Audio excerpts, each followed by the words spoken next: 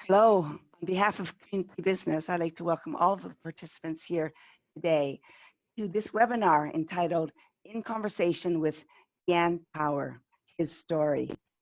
My name is Fern Guy, and I'm the CEO of Community Business.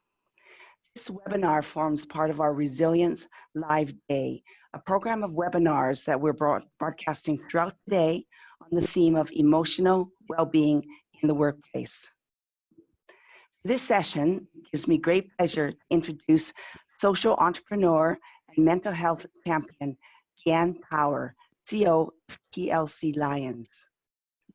Jan set up his first business when he was only 13, later worked at Deutsche Bank and PwC, and witnessed firsthand some of the well-being and inclusion issues that need to be tackled in the corporate world.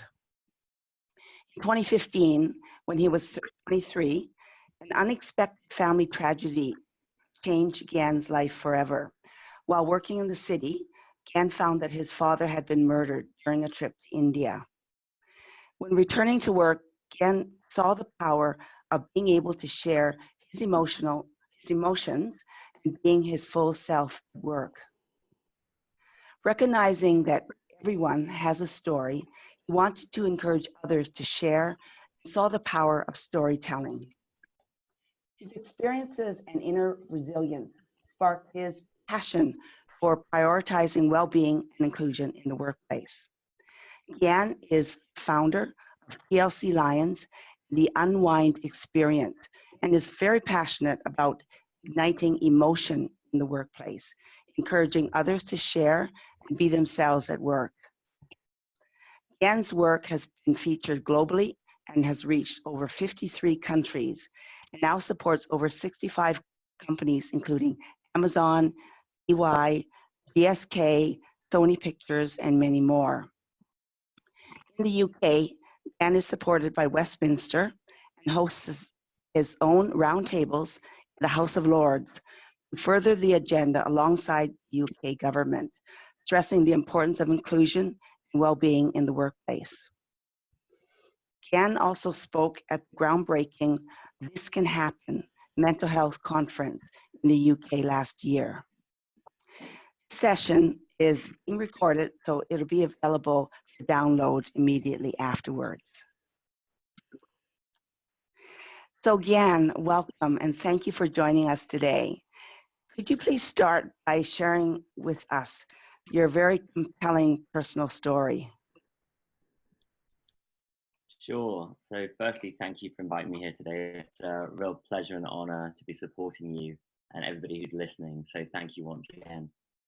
So more than happy to kind of walk you through my background. So as you mentioned, my background is that I'm half Indian. My mum is British. So I grew up in a very mixed culture, I suppose, at home.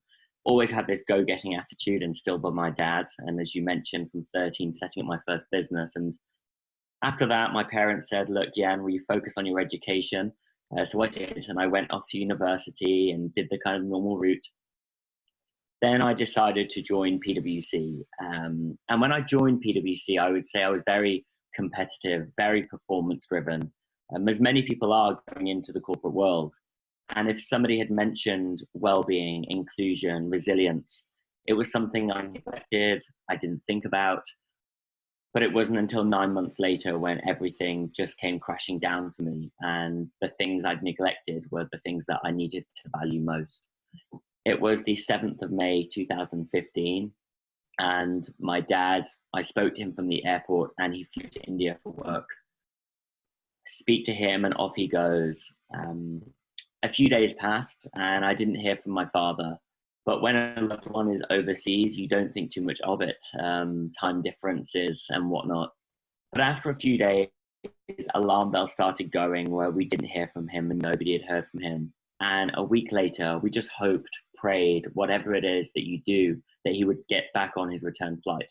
But a week came and I remember the airline calling me and said that your father's not got on the airline and he wasn't on the flight. After that, my dad was officially declared missing in the UK and internationally.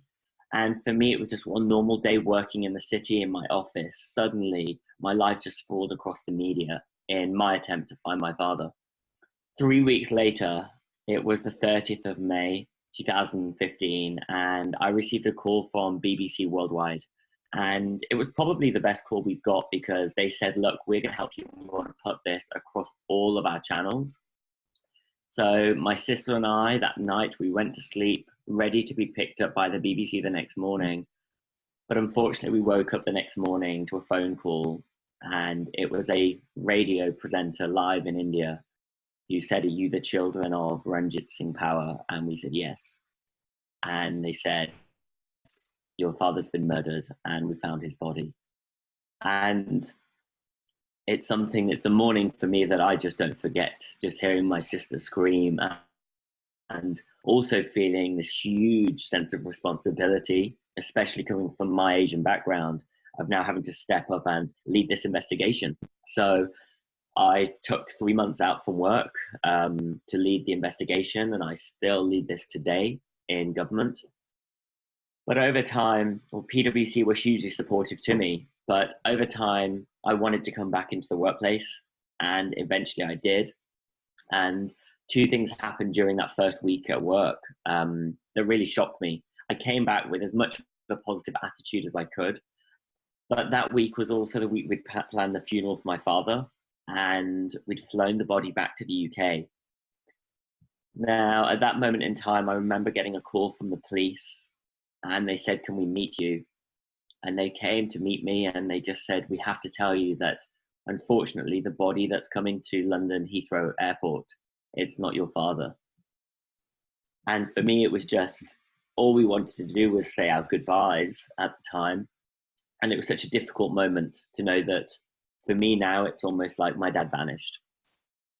Now, at the same time that week, unfortunately, a colleague of mine in the workplace jumped from the building and took his own life. And I just remember looking at the building and thinking this was such a happy individual that sometimes we don't know what's going on behind the front that we see of people. And my mind started wandering everywhere of thoughts that I never imagined I would have. And from then, really, it was the moment that I thought I've got to prioritize my own self-care. You have to look after yourself. It's like when you're on an airplane, you have to put the oxygen mask on you before you put it on other people. And that was the moment, really, that it all changed everything for me and led up to, I suppose, a very different turn in my career.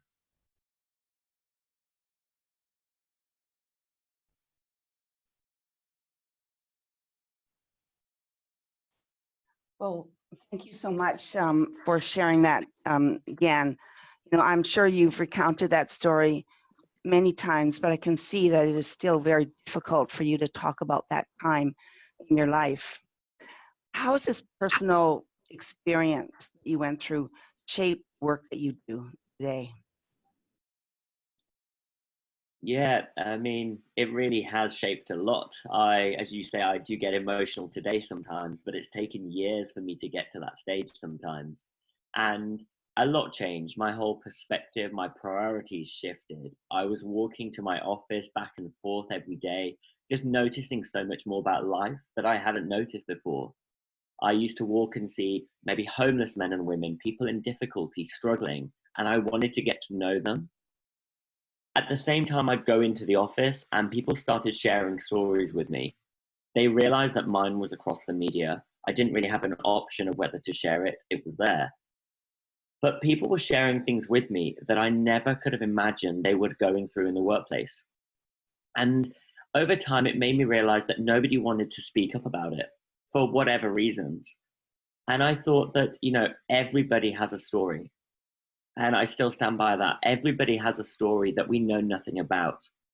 And I decided that it was my responsibility to do more to help people share stories in the workplace and to ignite emotion. So in 2017, I took a very different route and I decided to go with my heart, to go with my head as well, and to make a difference and to launch what I do today, which is TLC Lions.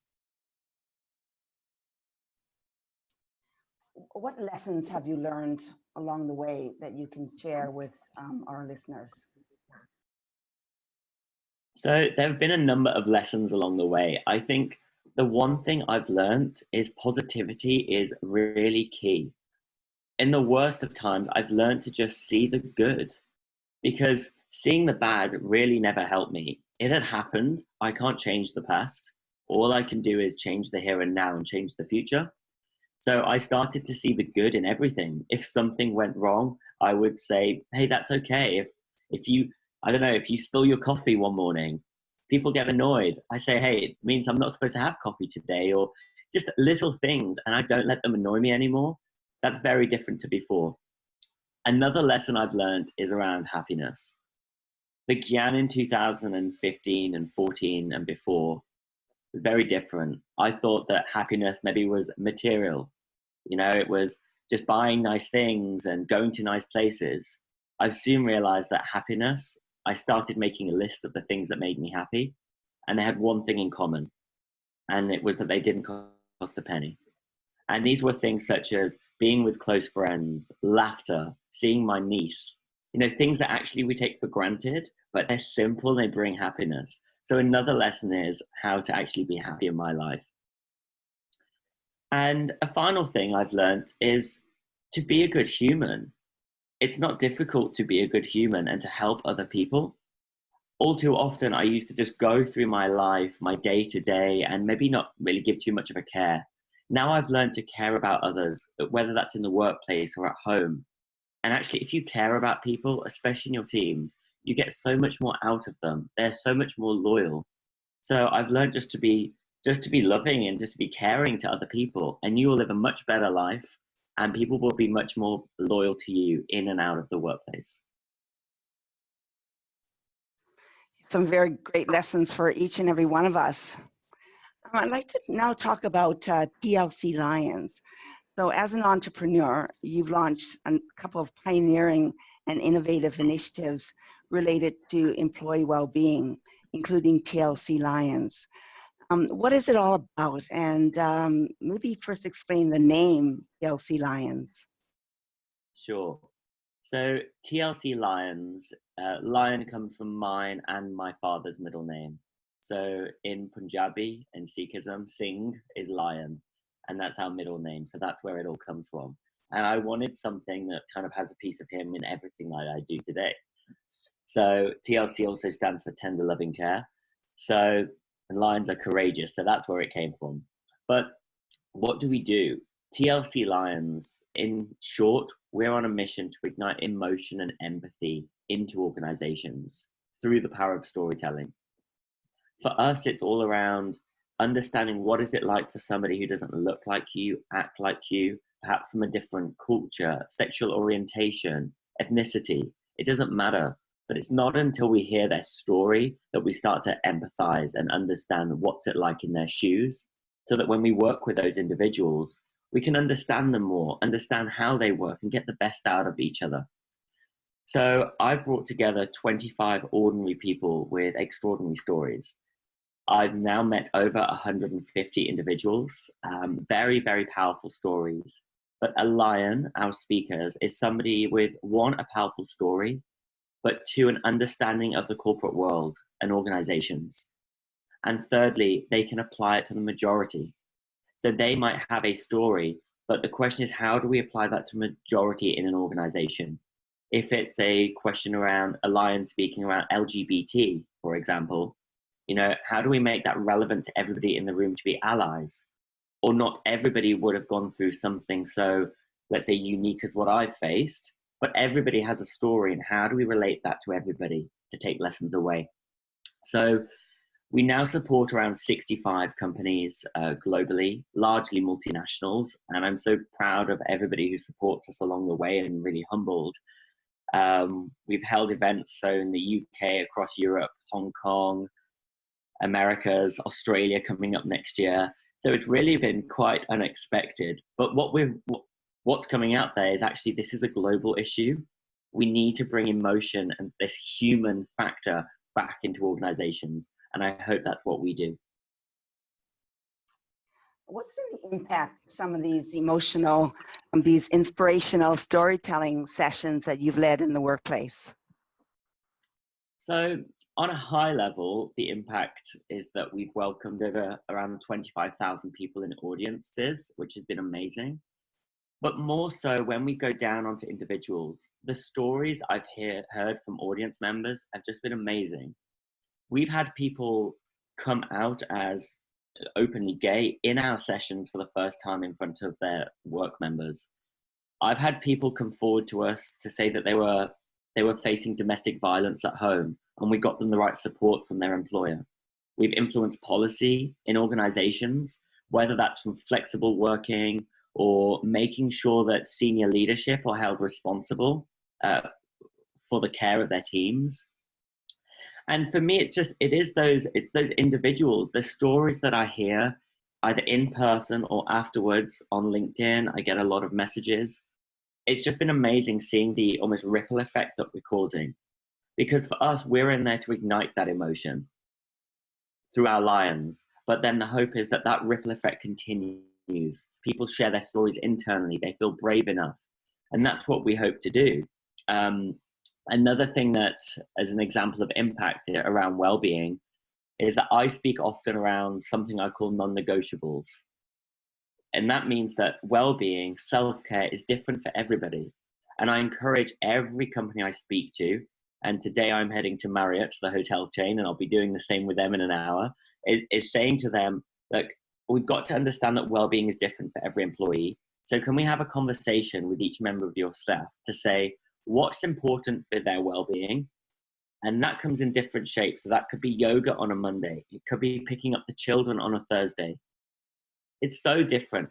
And calling it, that's non-negotiable for me. And saying, as long as it's in the diary and it's around business needs and commitments, allow our staff to do it, because they will be more productive. They will be more loyal. And please, let's just care for them. So they're just a few of the things, but probably too many to mention in terms of the individual stories every day. Great. I mean, it sounds very powerful. Okay, so talking about emotions, I think typically in the workplace, we're kind of not encouraged to be emotional and to keep our emotions in check. And you talk about this desire to ignite emotions in the workplace. What exactly do you mean, and how do you sort of reconcile this with having to keep your emotions in check? Yeah, it's a really interesting question, because I know a lot of organizations where emotion is not to be shown. They don't be brought into the workplace. But I do think that times are changing, and actually it comes from a wave of now kind leadership. Leaders who are caring, understanding, emotionally connected. It's not just IQ, it's also EQ, right? More and more we're seeing a trend for that, and they get more out of their teams. It's scientifically proven.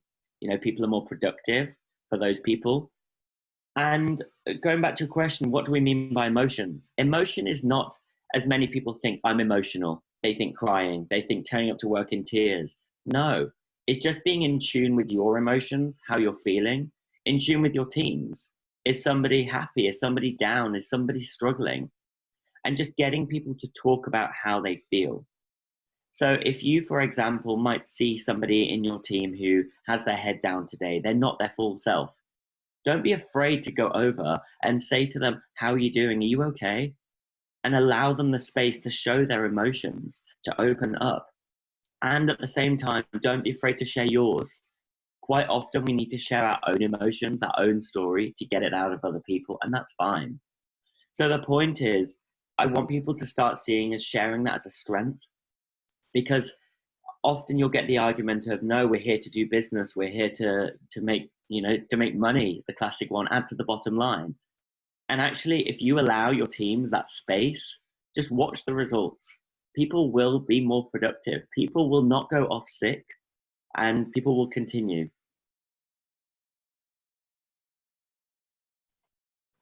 It sounds like good advice. Let's talk a bit about inner resilience. How do you think you had resilience and found that inner strength and resourcefulness come back from such a terrible tragedy and create a successful business and happy life for yourself? Yeah, it's an interesting question. I think about this a lot. And one of the key things I'll share with you is that being very open, the old me, I thought happiness came from material things. I had a very comfortable life growing up. My mum and dad came from humble beginnings and worked hard. So I was very comfortable. I'd seen nice things. In 2016, everything had changed. And I don't share this often, but I lost everything in my life. My house, my car, every bit of finance to do with my father got taken. Another story, another day. But it made me realize that actually I didn't even have an option. It was either there's one way and it was up, or I was going to break. I didn't have a choice but to have to do something to get back up on my feet. And I always say to myself, as long as I'm still breathing, I'm still moving forward. And I was still breathing, and I've got to keep going. And I had to say to myself, it's not about, this huge end goal. It's good to have a vision, but it's just making little steps for myself that I can do every day that are achievable towards my goal. And I started just putting little things in place that if tomorrow I can feel better than today, and if the day after I can feel better than tomorrow, that's good, right? And so I just found the things that made me happy, and I started doing them, and they just made my life more fulfilled. But going back to that resilience as well, one, it's always been within me, this grit determination to succeed. And even in the hard times, I was going to do it even more. But it was also wanting to help others. This isn't about me. It's about making workplaces better. It's about sharing the stories of my lions. And for me, loving is giving, and helping other people is amazing. And that kept me going. If we can, smash down the ceilings and doors for other people to get through in the future, then my God, I'm going to do it. And that's what keeps me going. I'm not the only one who's had issues out there. Everybody faces problems. And I just want to keep helping people. And that keeps me going. So that's kind of, I suppose, part around resilience. And the final thing is, I said before, I can't change the past. I can sit in a room and cry every single day, or I can almost press a reset button and make today the beginning again. And this is a guy, Mo Gordat. He's an amazing guy from Google who lost his son. And I met him recently, and he said the same to me. He talked about happiness. Set the reset button today and keep on going. Thank you for sharing that. You recently visited Asia. Can you tell us a bit more about this visit and the impact that you've seen in Asia from storytelling? Yeah, so I'd been over in Hong Kong and elsewhere in Asia before and had a number of conversations. And I often receive a lot of messages on LinkedIn and elsewhere around things going on. And I thought, next year, next year. But I received so many messages of people struggling over there. And again, I felt it my duty that I can't ignore this. And so one of my UK clients asked me to go out to Asia to support their well-being strategy across Asia. So this was Hong Kong, Tokyo, Shanghai, and Seoul. And I guess just before I did that talk, I spent some time with friends out there. I have a number of friends living in Hong Kong, expats, locals, and I got talking to them about the culture. And I was quite shocked at how different it is, I suppose. Not in a good or a bad way, just different. It's not wrong. And what I mean by that is there is a stigma attached to mental health in the workplace, sadly, in a lot of different countries, and that's what I'm trying to break down. But I guess speaking to my friends in Hong Kong, there is still a culture that we were maybe facing here a few years ago, that they were saying they have to come to work really early and they have to leave after their boss. And FaceTime was important in their organizations, not all organizations, and how well-being isn't spoken about. They didn't have a mental health network. This word resilience wasn't being mentioned. And I thought that I know that the UK, the US, we've got work to do, but at least we're raising a bit of awareness. And it made me think we've got to raise the awareness over there. And it's amazing what you're doing, community and business, raising that awareness, and more needs to be done so that once we raise the awareness, we turn it into action. And what did I learn out there after my talk? People were so engaged. people came over to me again afterwards. I had a few people asking if they could help do more in Hong Kong, set up a Hong Kong advisory board. I met a gentleman who I met on the aeroplane last year back in Hong Kong from CBRE, amazing guy. We connected, and he said, look, I'll join this board as well. I'll help you move things in Hong Kong. So in short, I realized that the culture is different. There is a stigma around mental health that we need to break down.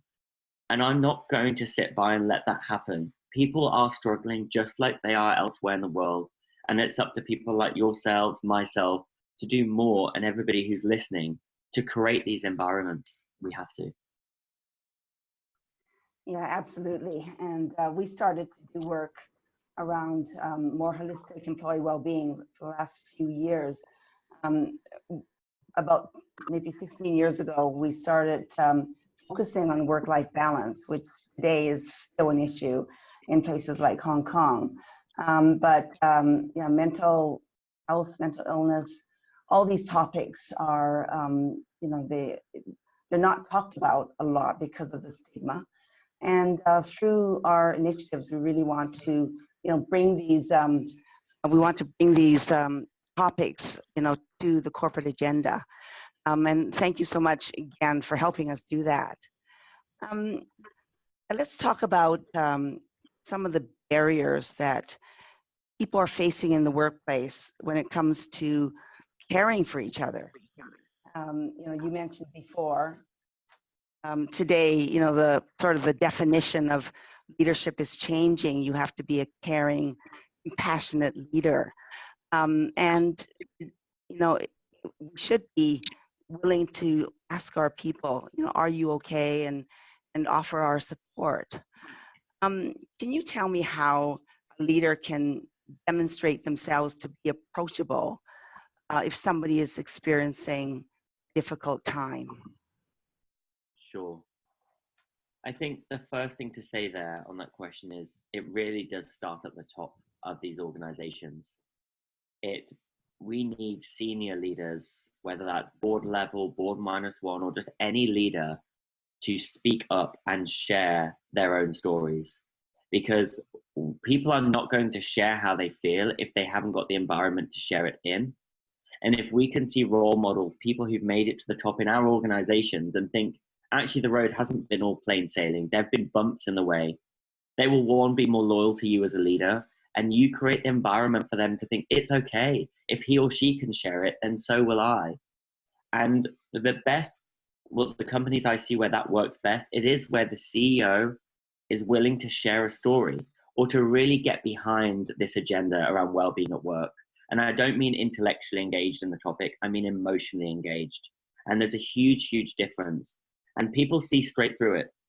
If they have a leader who is emotionally connected to it and can share a story, or share a story of somebody close to them, that creates the environment. But at the same time, we have to empower individuals to say, it's okay as well. Please do speak up. Please do share. Because all too often, we come into the workplace and we leave our personal lives at the door. That's been the norm. That's what people are doing. And it's not good enough. And we need to encourage people to do it. But sometimes people just don't know how.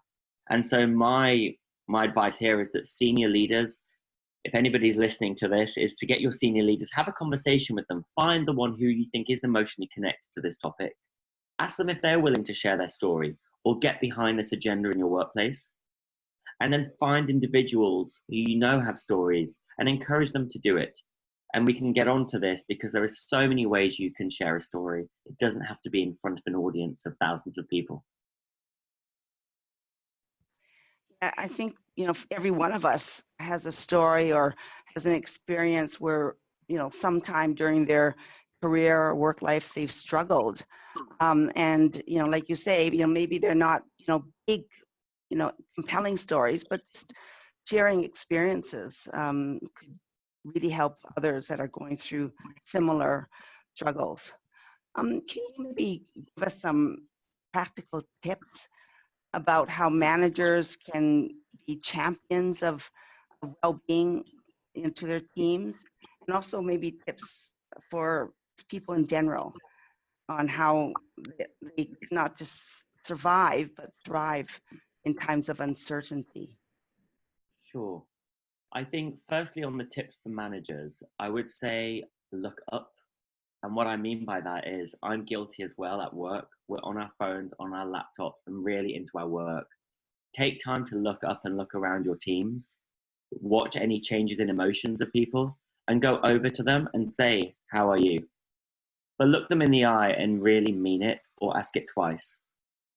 The second one I'd say is I mentioned non negotiables before. Go over and have conversations, have a coffee, take a walk, and say, what does well-being mean to you? What's important for you in your life? Take the conversation away from work, get to know them on that personal level, and find out what's important for their well-being.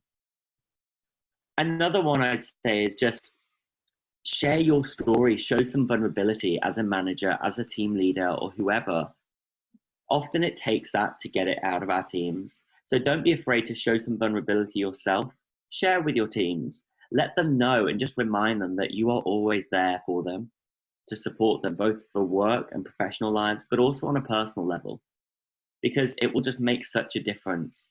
And if you do those three things, my word, they'll be more loyal and more productive. It makes business sense as well.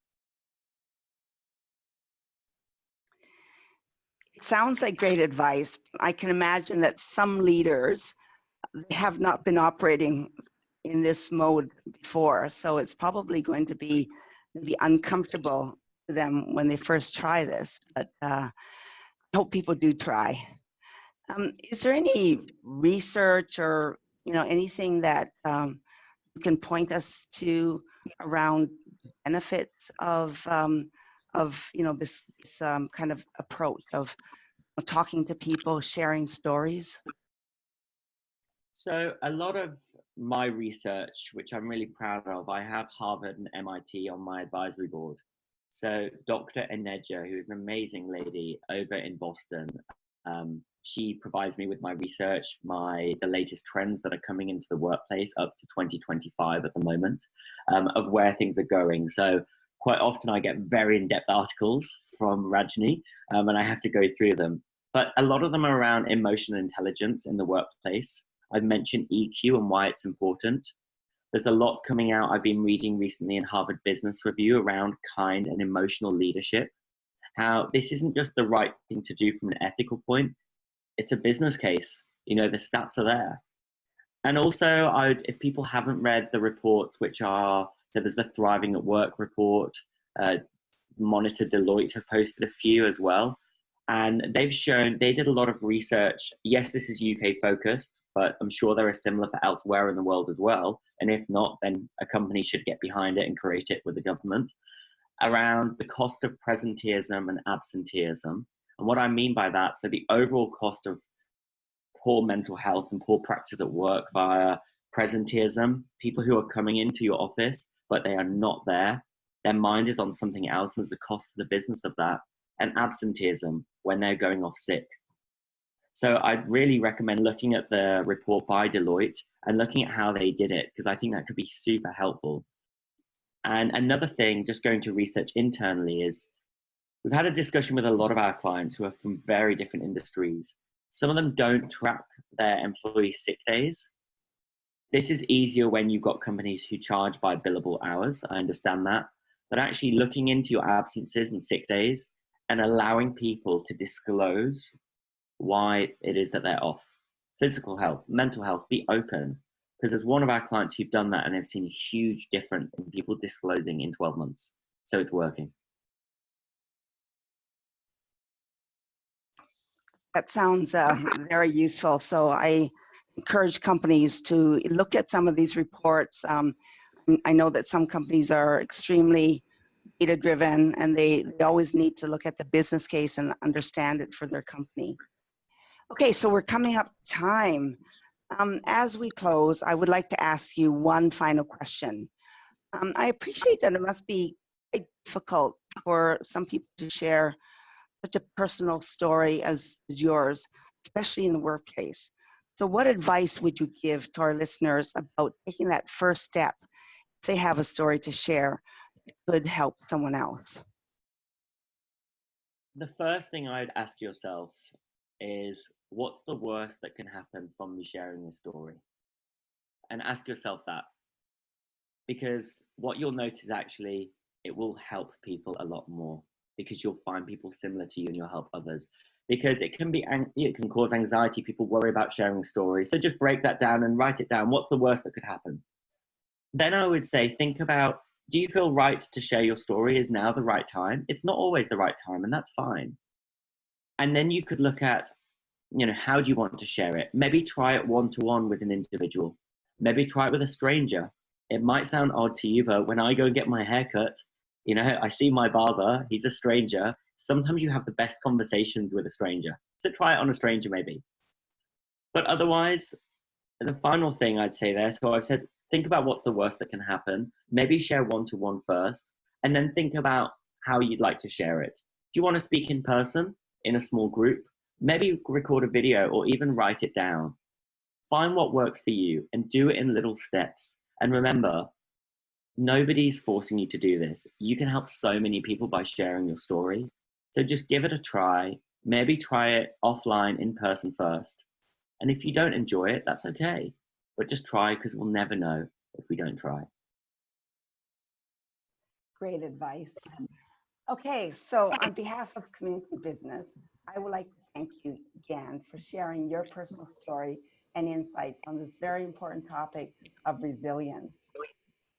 I'd like to thank all of you for joining us on this Resilience Live Day, and hope that you've enjoyed today's webinars. All the webinars are being recorded and are available for download. I would also encourage you to take the time to browse all the great resources on our virtual platform, and in particular, visit the virtual marketplace. There you could connect with service providers and experts who can support your employee well-being strategy in Asia. Thank you so much, and good day.